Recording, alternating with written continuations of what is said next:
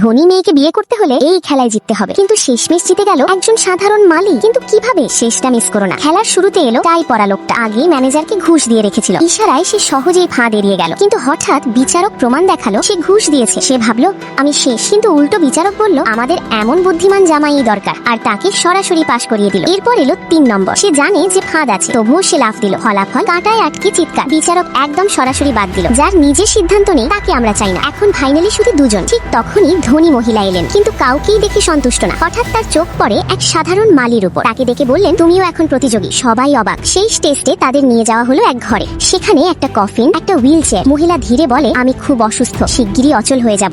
আমাকে সারা জীবন দেখাশোনা করতে হবে, আর আমার বাঁচার সময় খুব কম। এই কথা শুনে টাই পরা লোকটা বলল আমি এসব ঝামেলায় যাব না, আর সাথে সাথে চলে গেল। 1 নম্বর বলল আমি থাকবো, আমি আপনার যত্ন নেব। আচ্ছা আপনি মারা গেলে আপনার টাকা কি হবে? সব দান করে দেব। এই শুনে সে বলল তাহলে আমি কেন থাকবো? সেও চলে গেল। এখন শুধু মালিটা বাকি। মহিলা আবার বললেন আমি অসুস্থ, টাকাও কাজে আসবে না। মালি শান্তভাবে বলল আমি আপনাকে সত্যি ভালোবাসি। আপনার টাকা না থাকলেও অসুস্থ অবস্থায় আমি আপনার পাশেই থাকবো। হঠাৎ বিচারক হাততালি দিয়ে বেরিয়ে এলো। কংগ্রেটস, আপনি সত্যিকারের ভালোবাসা খুঁজে পেয়েছেন। সবটাই ছিল একটা পরীক্ষা। মহিলা আসলে অসুস্থই না, তিনি শুধু খুঁজছিলেন যে তাকে ভালোবাসবে, তার টাকা কেনা। অবশেষে মেয়েটা সত্যিকারের ভালোবাসা খুঁজে পেল।